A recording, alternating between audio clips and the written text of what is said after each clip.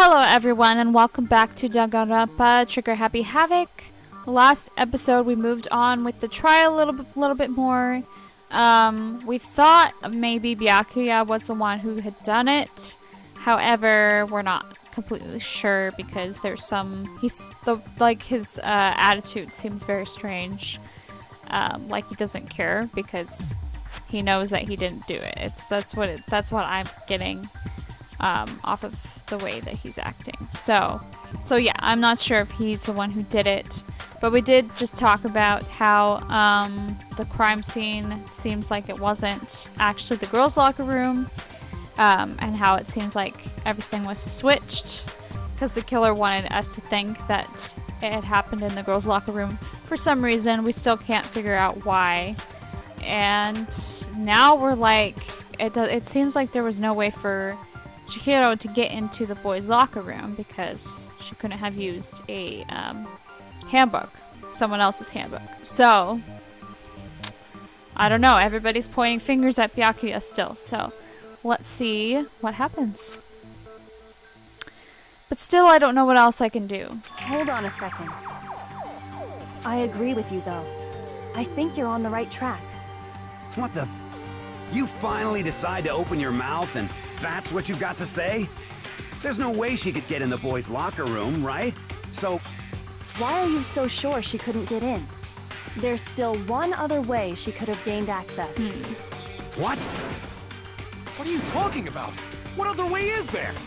Well, to explain that, why don't we take a little break from the trial? I'd like you all to come see something.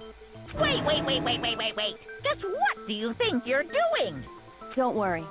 This'll make the whole trial more exciting. I'm sure that thought must please you. Huh? It'll make things more exciting? Well, all right then. I declare an official class trial recess. Huh? For real? Now then, what is it you want to show us? It better not be boring or I'll be very unhappy. Oh, I have no doubt it'll meet your lofty expectations. So, shall we go? Okay, we're going somewhere. So before I even knew what was happening, the class trial had been put on hold. We headed off with Kyoko in the lead. And where she took us was the scene of the crime, or the girls' locker room? Where she was found. We've already searched this place top to bottom! What are you trying to pull, Missy? I'd like you to examine the victim's body one more time. You want to check it again? Be sure to examine the entire body very carefully. Take your time. Examine her carefully? Like using our hands? No way! It's probably best if I don't run my hands all over a girl's dead body. It's not that I'm creeped out or anything, it's just based on religious grounds, you know? Very well. I'll do it. But you're a girl. You shouldn't have to touch a dead body. Just let one of the boys do it. No, it's okay. I think Chihiro would rather have a girl examine her. So just leave this to me. Sakura. What is this? Some kind of secret girl-on-girl action? Is that what you two are about? That's not it at all. Stop screwing around. Okay, here I go. I'm sorry, Chihiro. Please excuse the intrusion. Putting her hands together in a brief prayer, Sakura then began to quietly examine her body. Be sure to check her entire body, and I believe we will solve this particular mystery. Her entire body? I know you say that, but... What? This is... What is this? What is it? Not possible. It's not possible. Oh, I have an idea. I think I know what is going on here. I could be wrong, but I'm pretty sure. Sakura's eyes were staring widely at Chihiro's lifeless form. Her massive frame trembled. This girl is Is what? a boy. Yeah. Wow. Ah, I see. So she was actually a he. Interesting. Thank you for confirming this fact. What? You're joking, right? I wouldn't joke about this. Then it's really true? Chihiro was a guy? Oh, what? You guys didn't know? Heck, I knew that right off the bat. Chihiro Fujisaki was totally a guy. Then he was a cross-dresser? Oh, I'm really on fire! I wish I had killed him! So that's what Kyoko wanted to show everyone, huh? Interesting. Yes, that certainly does make things much more exciting. Now let's ride this wave of excitement back to the courtroom and get back to the trial. All right. Ahem. I do apologize for keeping you waiting. Now then, let's resume the class trial. We've all just learned of the shocking revelation that Chihiro was actually a boy. Let's pick up from there.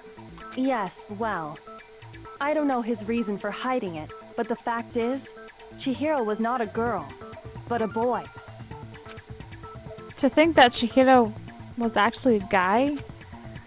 The thought had never even crossed my mind. And because the victim was male, he would have had no problem gaining access to the boys' locker room. Assuming his handbook did, in fact, list his gender as male, then yes, that would be true. Of course his handbook said he was a boy. He dressed like a girl, but he was a boy through and through. So then, there should be no issue with Makoto's initial assertion. The victim was killed in the boys' locker room, and was then later moved to the girls' locker room. And the killer could have easily used Sayaka or Junko's handbook to get into the girls' locker room. So Chihiro really was killed in the boys' locker room? I still don't understand the motive for moving the body, but yes, that does seem plausible. Yeah. Well, I must admit, I did find it rather odd. I knew he felt a little off. There was a certain incongruity to his female body. This is a most titillating situation! So now everything has been connected. All the mysteries have finally Well, not become all. clear. Okay, well, connected or clear or whatever. We still think you're the killer, remember? Very interesting. This has become very interesting indeed. Ah, he's off in his own little world. What about you, Makoto? After everything we've learned, do you still think Byakuya's the killer? Well, without a doubt, Byakuya is the one that made Chihiro's death look like Genocide Jack did it. But I think he might not actually be the killer after all. What? But aren't you the one who accused him in the first place? So he thinks that Byakuya was the one who made it look like Genocide Jack had done it, but he didn't actually kill him. But why would he have made it look like Genocide Jack did it if he didn't actually kill him? Kill her. He just seems to be too easygoing about all this. Like he's enjoying us solving the mystery. The way he's acting, it makes it seem like it doesn't have anything to do with him. And you think that might be because it doesn't have anything to do with him? Plus, the evidence he left behind was a little too... how can I put it? Overt. He consciously chose to use the extension cord, knowing it could connect him to the murder. At least, that's how I see it. And Byakuya, when you found out the murder took place in the boys' locker room, it seemed to rattle you. And then again when you found out Chihiro was actually a guy. If you really were the killer, that stuff wouldn't have had any effect on you. Yeah. So that's your thinking, huh? Well, it bothers me that you don't have more concrete reasons, but it's fine. I guess I'll mark it as correct for the time being. Mark it as correct? He's right. I am not the culprit. I just happened to come across the corpse in the girls' locker room and decided to alter it. Are you fucking with us right now? No, I am not effing with you right now. I'm telling you the truth. Well, I find it very hard to believe. Go ahead. Find it very hard to believe. You're free to be executed along with the rest of us. If you're really telling the truth, then why? Why do you do that to his body? My reasons hardly matter right now. Uncovering the culprit is much more important, wouldn't you say? Now then, if it wasn't me, who was it? Well, I don't think I can say for sure without talking about it a little more. We're seriously gonna keep going? We're all good, aren't we? I thought it was clear Byakuya did it. No, I'm with Makoto. If there's any doubt whatsoever, we need to explore every possibility, because if we're wrong, we all die here. That's true. Very well then. I'm with you too. Damn straight. Count me in. Do you not have a mind of your own? Of course I do. What am I, an ant or something? Anyway, let's discuss this all as a group one more time. We still have time to make our decision. That's very true. Our lives are all on the line. Excellent. Then shall we resume our game of hide and seek? But if Byakuya didn't do it, then who's the real killer? Who murdered Chihiro? There's one thing we can be sure that we know about the killer. The killer was able to gain access to the real murder scene, which means the killer is a guy. I got it! Since the crime scene was the boys' locker room, you would need a boys' handbook to get in. Since Leon's handbook is apparently broken, the killer would have had to use their own. In other words, it had to have been a guy. But that's still not enough. I need to find some more clues. Okay. Celeste's account? Isn't there a single clue that might lead us to who did it? Well, clues are one thing, but did nobody get a look at the killer? I'm sure if someone saw the killer, they would have said something by now. Perhaps someone saw the victim at some point. Even that might be enough for now. Yeah. All we need right now is any kind of new info. It's over. It's all over. You want to know who saw the victim? The killer. And only the killer. No. No, that's wrong! There. I believe someone else did see the victim before he was murdered. What do you think, Celeste? I feel like they should still be calling her she, because even though he was an actual he, it was a boy, she's still dressed like a girl, which means she wanted to be a girl. So that bothers me a little bit, but let's just move on. Now that you mention it, yes, I did see him. Huh? Really? Oh, but I suppose only Makoto knows about this. The rest of you had no idea, did you? That is why you're all making such ugly noises. Whatever! Just hurry up and tell us! It was last night, right before nighttime. I saw Chihiro in the dormitory warehouse. I saw him stuffing a track jacket into a duffel bag. And then, I assume, he headed off to exercise. A track jacket and a duffel bag? But we didn't find anything like that at the murder scene. It seems likely that the culprit destroyed them to get rid of any evidence. And that is when he said something that struck me as rather odd. Well, I'd better get going. I'm kind of in a hurry. Chihiro told me he was in a hurry. But why would he be in a hurry? Only if someone were waiting for him, I should think. So, Mr. Fujisaki was on his way to meet with someone, and then they were going to work out together? But Hina and I had invited him to exercise with us plenty of times, and he always declined. Probably because he was afraid you'd find out the secret he was hiding, right? Which means that conversely, he must have trusted whoever he was meeting with very much. Enough so that he was willing to risk his secret being revealed. What a marvelous friendship! The point is, whoever he met up with is the culprit, right? So we just gotta figure out who it was. But knowing what we know, I can't even guess. No. You already have what you need to make the connection. Really? Huh? You know who the killer is. Seriously? Who is it? Who's the killer? Think back to the track jacket and duffel bag the killer disposed of. Focus on the details of these items, and it should become obvious who was waiting for him. Are you sure about that? Yeah, I have no You idea. really think we can figure out who did it based on 2 pieces of evidence that we don't have? What? You want to track down some fingerprints or something? Even if we had the equipment for that, we wouldn't know how to use it. As was noted, the evidence is already gone. There's nothing to get fingerprints from.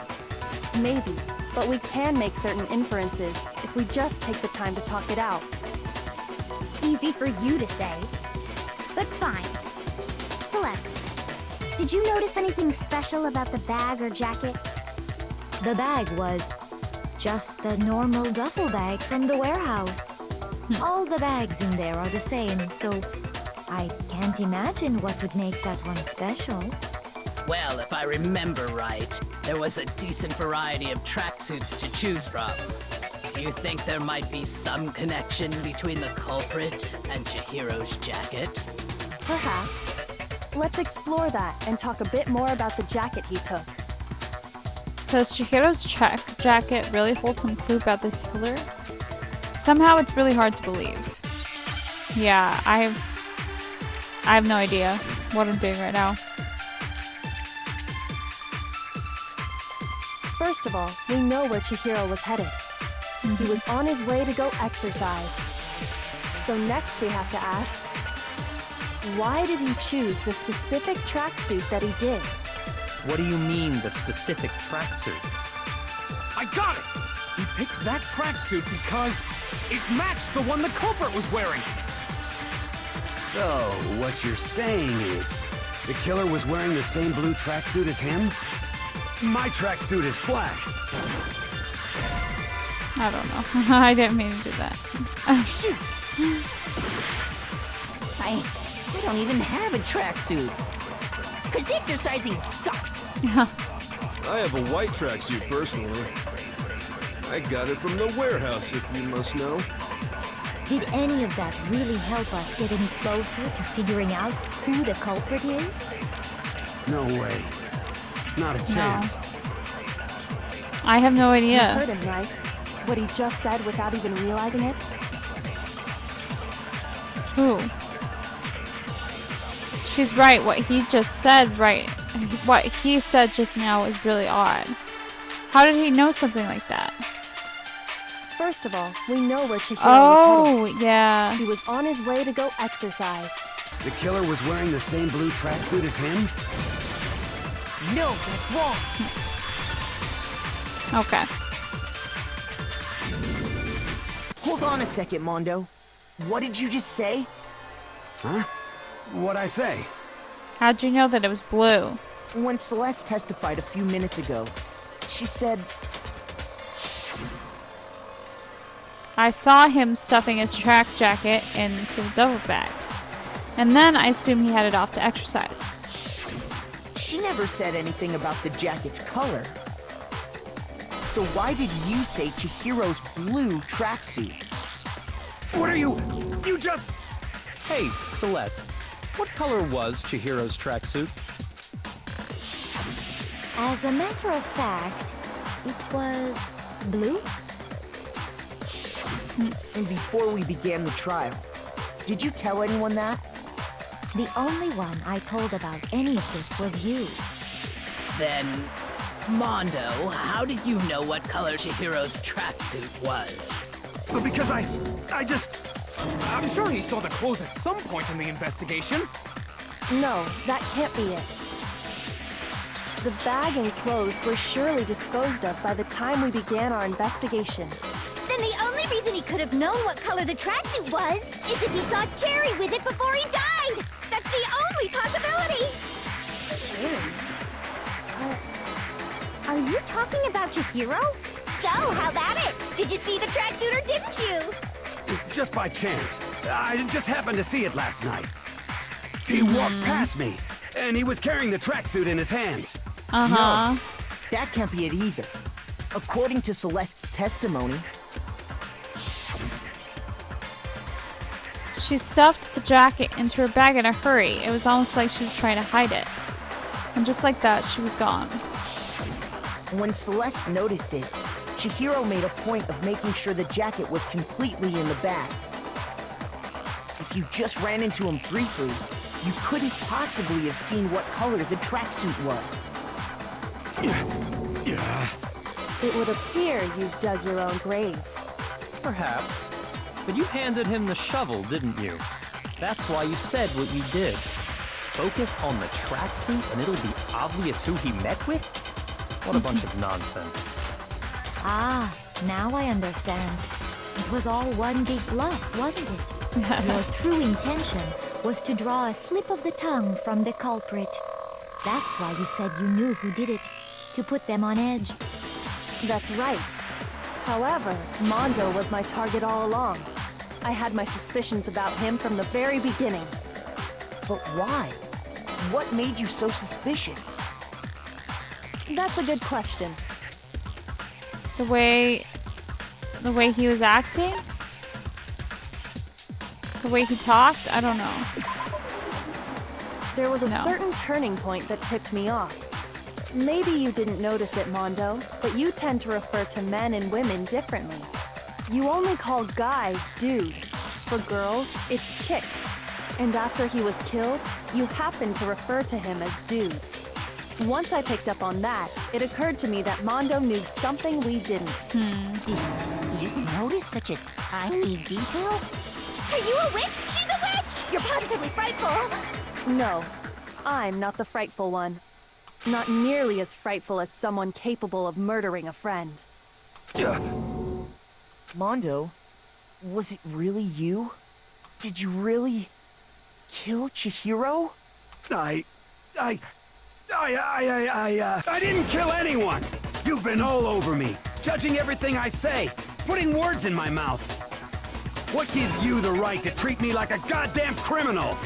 Yeah, he would never do something like that. This is a false accusation. It's true. My reasoning on that is pretty shaky. That was fast. Well, this does present us with a problem. It seems we are all out of leads. My time has nearly come. That's what my little ghost friend is telling me. Oh yeah, that reminds me. Hifumi, weren't you telling me you'd found some evidence? Really? What kind of evidence? Actually, now that I'm thinking about it here calmly, it might not be all that relevant. Jeez, does your confidence just get up and walk away? It's fine, man. Just tell us. If you really insist, then... Here it is. What do you have there? It happens to be an e-handbook. I found it laying on the ground, so I scooped it up. You found it on the ground, right? Then it must belong to...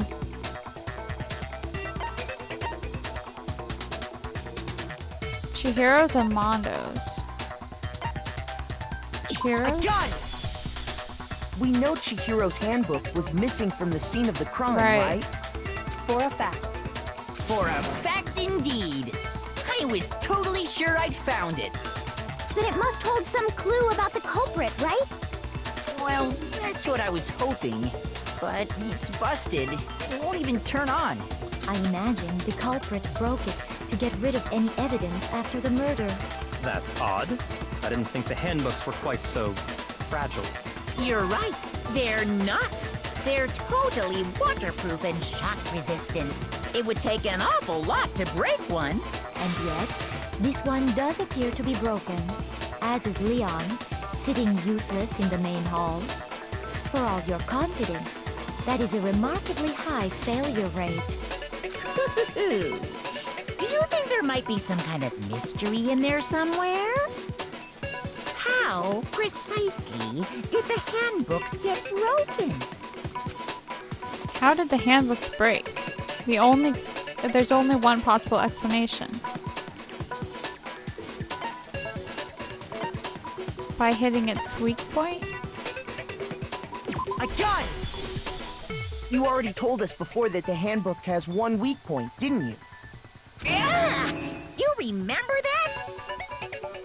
Sure, maybe I let that slip, but I never told anyone what the weak point actually was.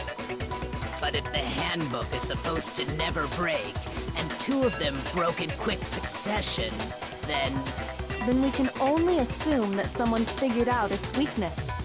You know what the weakness is, right, Monokuma? So, what is it? Huh? You're asking me? I think it's a necessary piece of information if you want this to be a fair trial. But if I tell you, and someone else decides to copy it, that would be very not good. Just tell us already! Why would we want to break our own handbooks? Oh well, I have a weakness for pushy demands. But you're sure you won't follow their example? Then allow me to make a special announcement. The weak point of my cutting-edge e-handbook is... when it's exposed to high temperatures for too long, it will suffer a meltdown and totally break! I flippin' knew it! Sauna? You knew it? Yeah, because I found the handbook laying on the floor of the sauna. The temperature in the sauna can reach over 200 degrees. Strange how you don't get burnt, huh? It's because as your sweat evaporates, it creates a cooling layer of air around your skin. If the hot air of the sauna were somehow pushed directly onto your skin, you'd definitely get fried. That layer of air would get blown away. That's why you may feel a burning when you move around. So when you're in a sauna, make sure to keep nice and still. Wow, interesting. I learned one new fact today. That is a mere trifling speck of knowledge. Anyway, if you found the victim's handbook in the sauna, then the killer must have been purposely trying to raise its temperature in order to break it. Meaning the culprit somehow knew its weakness. But how'd they find out? Monokuma said he didn't tell anyone, right? Indeed. Quite the mystery. What if they found out by accident? What do you mean by accident? What if the killer took their own handbook into the sauna, not knowing its weakness, and it broke? They'd realize it was broken, of course, and it wouldn't be hard to figure out why. And once they had Chihiro's handbook, they knew they had an easy way to dispose of it. I won't say it's not possible, but who would have done something like that? I don't know of anyone who took their handbook into the sauna. I Mondo. might know someone who did. Whoa, seriously? I think the one who may have taken their handbook into the sauna was... Who might have brought their handbook into the sauna? It had to be the one who wore all their clothes into the sauna. It was... Okay. It was Mondo. Here's my answer. Mondo, your handbook got broken in the sauna, didn't it? What? Why? Why do you keep accusing him? Mondo and Taka had an endurance contest in the sauna not too long ago, remember? And for the contest, Mondo just so happened to keep his school uniform on. But little did he realize, he'd also left his handbook in one of his uniform pockets. And when it was all over, Mondo discovered that taking your handbook into the sauna could easily destroy it.